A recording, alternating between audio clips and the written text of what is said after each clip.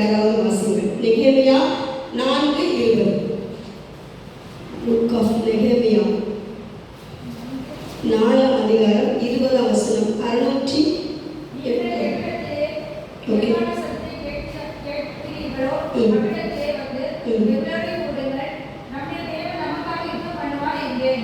என்றேன். நம்முடைய தேவன் நமக்காக யுத்தம் பண்ணுவார் என்றேன். கண்களை மூடுவோம். ஸ்தோத்திரம் ஆண்டவரே, ஸ்தோத்திரம். கர்த்தரோடு பேசும்படியா ஒரு 2 நிமிடம் அப்படி நாம் ஜெபிப்போம். ஸ்தோத்திரம் ஆண்டவரே, ஸ்தோத்திரம், ஸ்தோத்திரம், ஸ்தோத்திரம், ஸ்தோத்திரம், ஸ்தோத்திரம், ஸ்தோத்திரம், ஸ்தோத்திரம்.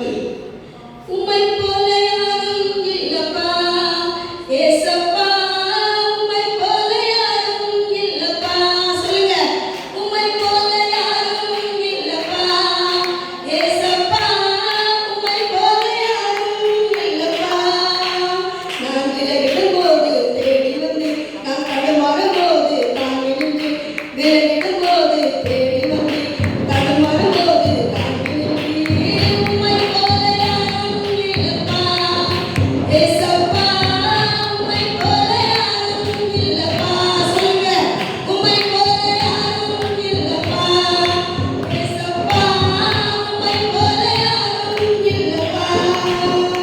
என் இதயத்தை ஊற்றும் ஒரே இடம், அது உங்கள் பேர் தெரியும் உங்கள் பாதம். என் இதயத்தை ஊற்றும் ஒரே இடம், அது உங்கள் பேர் தெரியும் உங்கள் பாதம். உம்மை போல யாரும் இல்லப்பா ஏசப்பா, உம்மை போல யாரும் இல்லப்பா. சொல்லுங்க. உம்மை போல யாரும் இல்லப்பா ஏசப்பா, உம்மை போல யாரும் இல்லப்பா. உம்மை போல யாரும் இல்லப்பா ஏசப்பா, உம்மை போல யாரும் இல்லப்பா.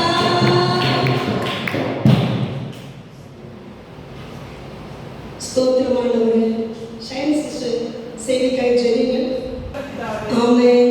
அல்லேலூயா, அல்லேலூயா, அல்லேலூயா. அல்லேலூயா மட்டும்தான் பரலோகத்தில் உண்டு. இங்க மாதிரி நம்ம கதை, நம்ம வீட்டு கதை, இந்த எந்த கதையுமே எங்க கிடையாது. பரலோகத்துல கிடையாது. பரலோகத்துல இருக்கிற ஒரே வார்த்தை என்னது? அல்லேலூயா. அதனால எப்போதும் நம்ம என்ன சொல்லணும்? அல்லேலூயா நம்ம பலனோடு சொல்லி பழகணும். இந்த வாசித்த வசனம் கடைசி அந்த பகுதி என்னது? கர்த்தர் நமக்காக யுத்தம் பண்ணுவார். அப்ப நமக்காக யுத்தம் பண்றது யாரு? கர்த்தர். இப்ப நமக்கு என்னென்ன பிரச்சனைகள் இந்த நெகேமியா புஸ்தகத்துல, இந்த எஸ்தரா நெகேமியா 2 புஸ்தகமும் எருசலேம் தேவாலயம் மறுபடியும் கட்டப்படுகிறதை குறித்து எழுதியிருக்கிறது. முதல்ல யார் கட்டினா? சாலமோன் ராஜா கட்டினாரு. அதை எதிரிகள் இடிச்சிட்டாங்க, இடிச்சு உடச்சு எல்லாரும் சிறையிருப்புல நிறைய பேரை பிடிச்சிட்டு போயிட்டாங்க.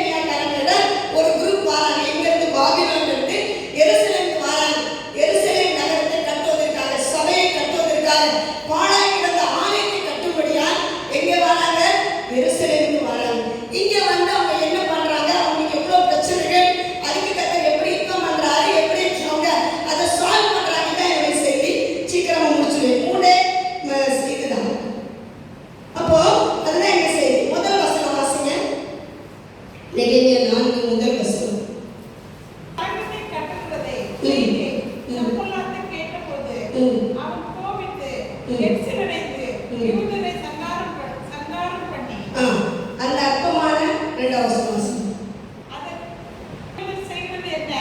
அவருக்கு இடம் கொடுக்கப்படுமோ? வரியிடுவார்களோ? ஒரு நாளில் முடித்து போடுவார்களோ? சுற்றி போடப்பட்டு மண்மேடான கற்களும் உயிர் கொடுப்பார்களோ என்று தன் சகோதரருக்கும் சமாரியாவின் செய்திக்கு முன்பாக சொன்னார். அப்பொழுது அம்மோனியனாகிய தொபியா முழுவதுமே உங்களுக்கு அதை குறிச்சுதான் வருது. ஒன்னொன்னு வாசனம்.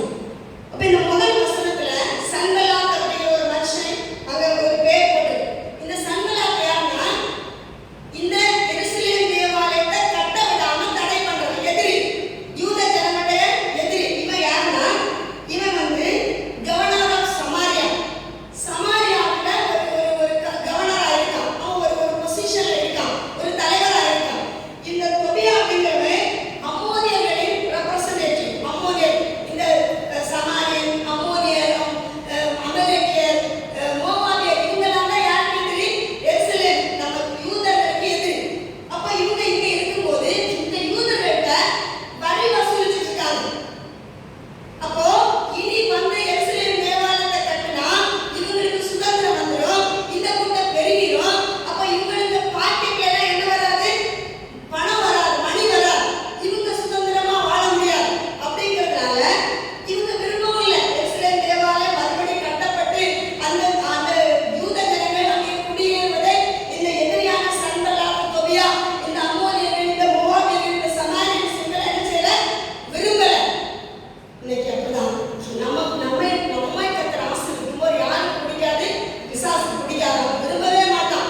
அவனுக்கு எப்பவுமே நம்ம அழுதுட்டே இருக்கணும், நம்ம கவலைப்பட்டுட்டே இருக்கணும், நம்ம அடி வாங்கிட்டே இருக்கணும். இதுதான் அவனுடைய ஆசை. இங்கே அப்படிதான் இந்த எதிரிகள் விரும்பல. ஆனாலும் நெகேமியா ஒரு குரூப் நெகேமியா தலைவர் வராங்க. இந்த 2ஆம் அதிகாரம் 3ஆம் அதிகாரம் பார்த்தீங்கன்னா அவங்க ஓரளவு கட்டி கொண்டு வந்துருவாங்க. மறுபடியும் நெகேமியா தலைமையில வரும்போது நீங்க என்ன பண்றாங்க? தடை பண்றாங்க. இந்த சன்பல்லாத், தொபியா வச்சு அந்த இது பண்றாங்க, தடை பண்றாங்க. எப்படி தடை பண்றாங்கன்னா வார்த்தைகளை யாரு? இன்னைக்கு அதுதான் பெரிய பிரச்சனை. அப்படிதானே? அடிக்க மாட்டாங்க யாரு? வார்த்தையினால காயப்படுத்துவாங்க. வார்த்தையினால ஒரு கத்தி எடுத்து ஒரு ஆளை அந்த குத்து நடத்துல குத்துனா எப்படி இருக்கும்? நல்லா வலிக்கும், அது புண்ணாயிடும். அப்படிதானே? அதே மாதிரிதான் இப்போ இந்த சன்பல்லாத், தொபியா கூட ஒரு அந்த கேங் என்ன பண்றாங்கன்னா இவங்களை கட்டக்கூடாதபடி ரெடிக்யூல், அதாவது ஏளனமான வார்த்தையினால உங்களை நல்லா திட்டுறாங்க. என்ன திட்டுறாங்க தெரியுமா? இவங்க கட்டுவார்களோ? இவங்க என்ன பண்ணிடுவாங்க? இவங்க ஜெயிச்சுவாங்களா? இவங்க அதை முடிச்சுவாங்களா? இங்க எருசலேம் தேவாலயத்துக்கு காம்பவுண்ட் வால் இல்லை. இப்ப எல்லாரும் வீட்டுக்கு காம்பவுண்ட் கட்டுறாங்க. அப்படிதானே? எதுக்கு? ஒரு பாதுகாப்பு. அப்ப அதே மாதிரி எருசலேம் தேவாலயத்துக்கு காம்பவுண்ட் வால் இல்ல. எஸ்ரா, செருபாபேல் தலைமையில வந்தவங்க கொஞ்சம் கட்டிட்டாங்க. இப்ப இவங்க என்ன பண்றாங்க? நெகேமியா தலைமையில வந்தவங்க காம்பவுண்ட் சுவர் கட்டுறதுக்கு ட்ரை பண்றாங்க. அப்பதான் இவங்க என்ன பண்றாங்க? திட்டுறாங்க. இந்த சன்பல்லாத் தலைமையில, தொபியா தலைமையில எல்லாம் இவங்க எல்லாம் பண்ணிடுவாங்களா? கட்டிடுவாங்களா? இவங்க அந்த மண்மேடை சரி பண்ணிடுவாங்களா? அப்படின்னு சொல்லி நல்ல மோசமான நம்ம பாஷையில சொல்லணும் ஏளனம். அப்படிதானே? கிண்டல் பண்றது, மாக்கிங், கிண்டல், கேலி பண்றது. இப்ப நம்ம ஒண்ணு பண்ணுனா அதை யாராவது கிண்டல் பண்ணிட்டே இருந்தா நமக்கு அதை தொடர்ந்து பண்ண முடியுமா? முடியாது. நம்ம ஒரு ஹியூமன் பீயிங்கா, ஒரு மாம்சத்தின்படி நமக்கு என்ன வரும்? சோர்வு வரும், டிப்ரெஷன் வரும். நம்ம அதை எதுக்கு நம்ம இதை போட்டு பண்ணணும்? இப்படியே நமக்கு சோர்வு வரும். அப்ப அந்த மாதிரி வார்த்தைகள்னால இந்த நெகேமியாவோட குரூப்பை என்ன செய்யலாம்? நம்ம விரட்டிடலாம் அப்படின்னு சொல்லி மோசமான வார்த்தைகளை என்ன சொல்றாங்க? இவங்களுக்கு கோபம், எரிச்சல். என்ன சொல்றாங்க? அவர்களுக்கு இடம் கொடுக்கப்படுமோ?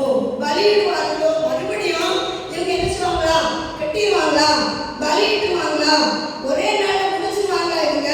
இவங்க சுட்டெடுத்து போட்ட கற்களுக்கு அதுக்கெல்லாம் உயிர் கொடுத்துவாங்களா? அப்படின்னு சொல்லி ஏளனமா பேசுறாங்க. ரெடிக்யூல், இந்த அப்போசிஷன் ஆஃப் ரெடிக்யூல், ஏளனமான வார்த்தைகளினால இவங்க என்ன பண்றாங்க? பரியாசம் பண்றாங்க, நிந்திக்கிறாங்க. 2 இவங்க என்ன பண்றாங்க?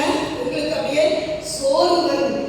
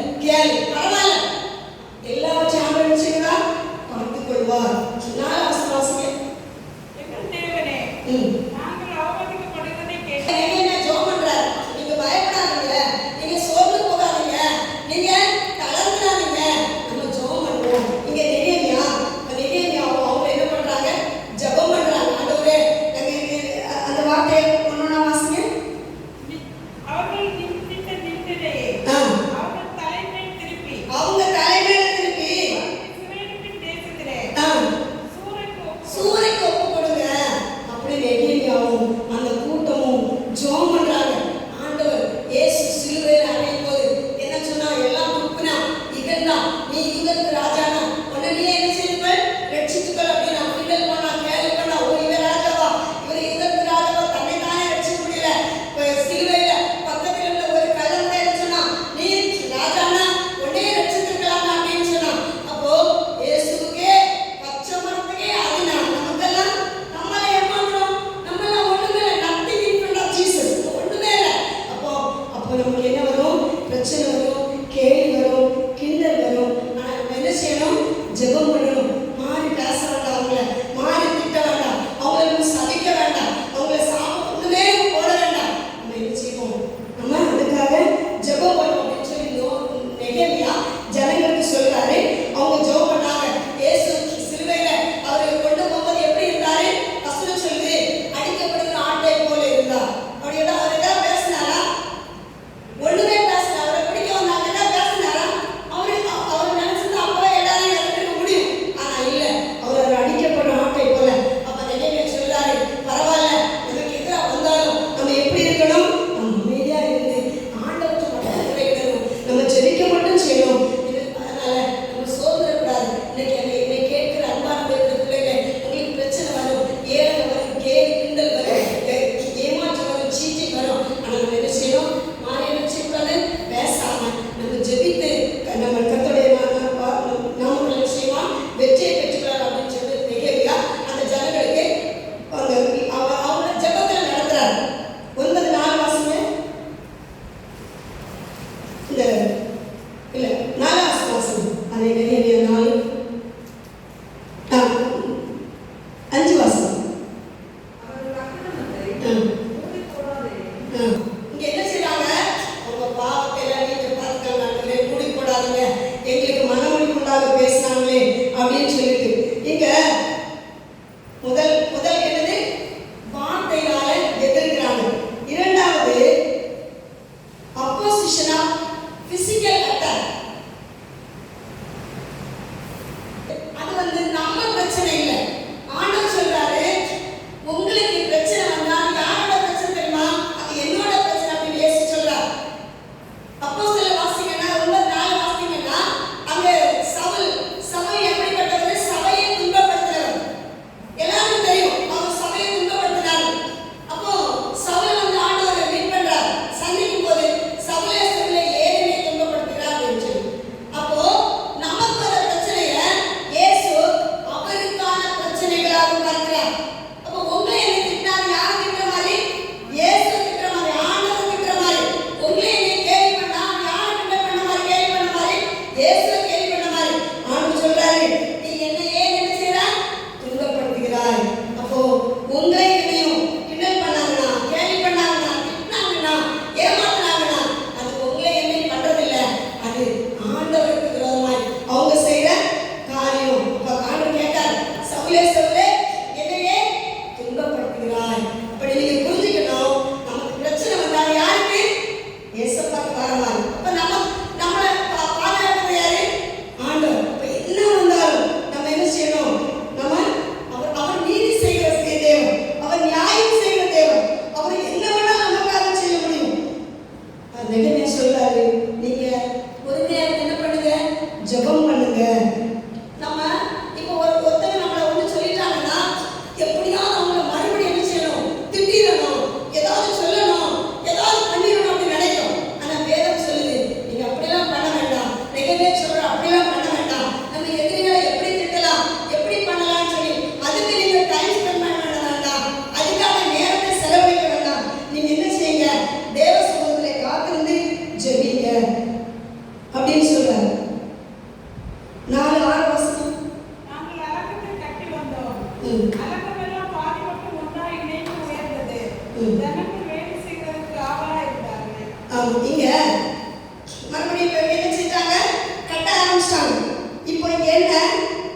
அலங்கமெல்லாம் பாதி மட்டும் ஒன்றாய் இணைந்தது. இங்க என்னன்னா ஒரு ஒற்றுமையை குறிக்கிறது. இங்க ஜனங்களுக்கு என்ன ஆயிடுச்சுப்பா?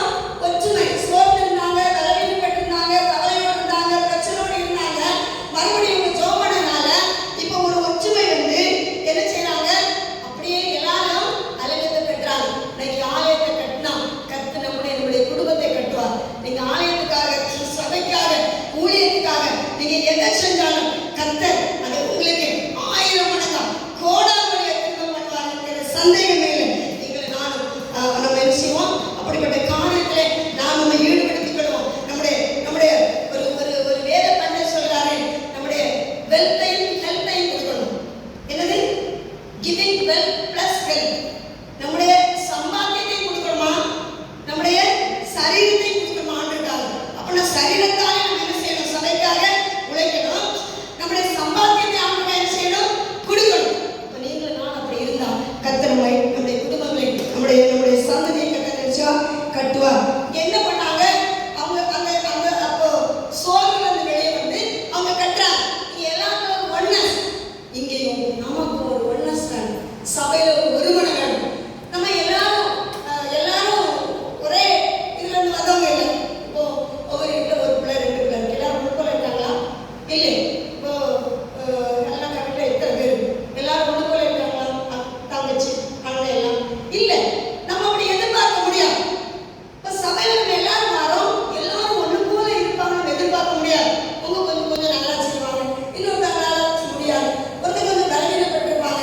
அப்போ எல்லாரும் நம்ம என்ன செய்யணும், ஒன்னஸ், நமக்குள்ள ஒரு மனது நாம இருந்தாதான் நம்ம சபையை என்ன செய்ய முடியும், கட்ட முடியும். அப்ப என்ன செய்யணும், நீங்களும் நானும் ஒரு மனதோட நம்ம சபைக்கு வரலாம். எல்லாத்தையும் கூடுதல் குறைவு இருக்கும், ஏற்றத்தாழ்வுகள் இருக்கும், பிரச்சனைகள் இருக்கும், சில காரியங்கள், சில வீக்னஸ் இருக்கும், சில பலவீனங்கள் இருக்கும். யாரையும் ஆண்டு நிச்சய மாட்டார், புறமே தள்ளுகிற தேவன் அல்ல. நம்ம என்ன செய்யணும், ஒரு மனதோட அதை கட்டணும். நீங்க அடுத்த ஒரு எதிர்ப்பு, இப்ப சன்பலாத் தொபியா பார்த்தா இவங்கள எவ்வளவோ நம்ம கிண்டல் பண்ணோம், மறுபடியும் அவங்க கட்டுறாங்கன்னு சொல்லி மறுபடியும் அவங்க எடுத்து பிசிக்கல் அட்டாக். இப்ப என்னது, சரீர பிரதானமான உபத்திரம் இவங்க என்ன பண்றாங்க, அடிக்கணும் முடிக்கணும்ன்றாங்க. 7 வருஷம் முதல்ல நல்லா கிண்டல் பண்ணி கேலி பண்ணி அப்போசிட் பண்ணி பேசி பார்த்தாங்க. அப்ப இந்த தன்மை என்ன பண்ணுவாங்க, கெட்டதை நிறுத்திட்டு ஓடிடலாம்னு நினைச்சாங்க. ஆனா இல்ல, நெகமியா விடல. அவங்க ஒருவனை பற்றி அவங்க தேய்ச்சி கர்த்தருக்குள்ள வார்த்தையை கொடுத்து அவங்களுக்கு ஜெபம் பண்ணி இப்ப மறுபடியும் கட்டுறாங்க. அழகமெல்லாம் இடைவெளிக்குள்ள ஒன்னஸ் வந்தது.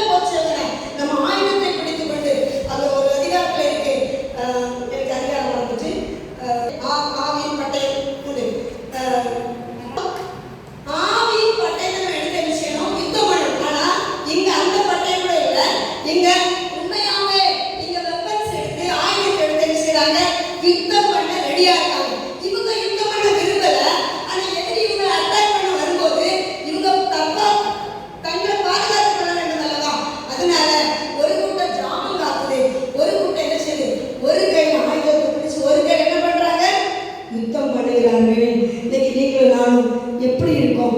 பவுல் சொல்றாரு, நல்ல போராட்டத்தை போராடு, விசுவாசத்தை காத்துக்கொண்டேன். நீங்களும் நானும் ஆவிக்குரிய வாழ்க்கையில, ஆவிக்குரிய போராட்டத்துல நம்ம என்ன சொல்லணும்? நல்ல போராட்டத்தை போராடி நம்முடைய விசுவாசத்தை என்ன செய்யணும்? காத்துக்கொள்ளணும். நம்மளை கர்த்தர் ப்ரொடெக்ட் பண்ணுவார், நம்மளை கர்த்தர் பாதுகாப்பார். ஆண்டவர் செய்வார் சில விஷயத்தை. ஆனா நம்ம சும்மா இருந்து ஆண்டவர் செய்வாரா? இல்ல, நம்ம என்ன செய்யணுமோ அதை செய்யணும். நம்ம செய்ய வேண்டியது செய்யும் போது அவர் செய்வார். இந்த ஜனங்கள் சோர்ந்து இருந்தாங்க. அப்புறம் ஜெபம் பண்ண பிறகு இவங்களுக்கு ஒரு மனசு வந்துச்சு, இனி நம்ம என்ன செய்வோம்? they had a mind to work. வேலை செய்யறதுக்கு அவருக்கு நல்ல மனசு இருந்துச்சு. அது 7ஆம் வசனம் வரும் நினைக்கிறேன். சோர்ந்துனாங்க, எங்களால நிறைய பண்பு மிச்சம் எங்களால் பண்ண முடியாது. மறுபடியும் என்ன சொல்றாரு? அங்க அவங்கள என்கரேஜ், ஒரு உற்சாகத்தை கொடுக்கும்போது மறுபடியும் என்ன பண்றாங்க? அவங்க வேலை செய்யறதுக்கு ரெடி ஆகுறாங்க. அவங்க ஜெபம் பண்றாங்க. மெயினா அவங்க ஜெபம் பண்றாங்க. அதுக்கப்புறம் வாட்ச் பண்றாங்க. அவங்க சுத்தி என்ன செய்றாங்க? எதிரிகள் வராதபடி அவங்க ஜாமகாக்களை வச்சு என்ன பண்றாங்க? அவங்க வாட்ச் பண்றாங்க. ஆவிக்குரிய வாழ்க்கையில நீங்களும் நானும் நல்ல ஜெபம் பண்ணணும். நமக்கு வருகிற எதிர்ப்புகள், ஏளனங்கள், ஏமாற்றம், தோல்வி, பிரச்சனை, போராட்டத்திலிருந்து நமக்கு ஜெயம் வருவதற்கு நம்ம நினைச்சோம் ஜெபம் அதிகமா நம்ம ஜெபம் பண்ணணும். அதுக்கப்புறம் நம்முடைய கடமை செய்ய தவறக்கூடாது. they had a mind to work. நமக்கு சில காரியம் வந்தோடனே நம்மளால எதுவும் செய்ய முடியாது. அப்படியே சோர்ந்துடும், அப்படியே அசந்துடும். ஆனா அப்படி இல்லை. நெகேமியா சொல்றாரு, என்ன செய்யுங்க? நீங்க உற்சாகமா வேலையை செய்யுங்க. அதுக்கப்புறம் இவங்க காவல் பண்ணாங்க. அப்ப ஆவிக்குரிய வாழ்க்கையில நீங்களும் நானும் நம்ம எப்பவுமே என்ன செய்யணும்? நம்முடைய ஆத்மா சரீரத்தை என்ன செய்யணும்? பாதுகாத்துக் கொள்ளணும். 3வது அப்போசிஷன் ஆஃப் டிஸ்கரேஜ்மென்ட். இவர் டிஸ்கரேஜ், அந்த சோர்ந்து போகும்போது அதுக்கு எதிராக பேசுறாரு நெகேமியா. நீங்க என்ன செய்யக்கூடாது? சோர்ந்து போகக்கூடாது. 10 வாசிங்க. நீங்க செய்தியா இருக்கலாம், இல்ல வேதமா இருக்கலாம், வேதத்தை வாசிக்கும்போது கேட்கிறதா இருக்கலாம், இல்ல நீங்க மீடியா, யூடியூப் செய்தி எதுலையா இருக்கலாம். எதுலனாலுமே கர்த்தருடைய வார்த்தை கேட்க என்ன வரும்? ஒரு விசுவாசம் வரும். அப்ப இங்க என்ன செய்யறாரு நெகேமியா? கர்த்தருடைய வார்த்தை உங்களுக்கு அதிகமா சொல்றாரு. நீங்க என்ன செய்யுங்க? பலன் அடைங்க. நீங்க சோர்வுல இருந்து வெளியே வாங்க. நீங்க பலவீனப்பட்டு போயிடாதீங்க. ஏன்னா நமக்கு தரிசனம், நம்முடைய தரிசனம் என்ன? அலங்கத்தை கட்டணும், சபையை கட்டணும், ஆலயத்தை கட்டணும். இதான் நம்ம தரிசனம். இவங்க பாபிலோன்ல இருந்து ஒரு தரிசனத்தோட வந்தாங்க. ஆனா இங்க வந்து என்னாச்சு? தரிசனம் எல்லாம் போச்சு. எதிரா பிரச்சனை உங்களால தாங்கி கொள்ள முடியல.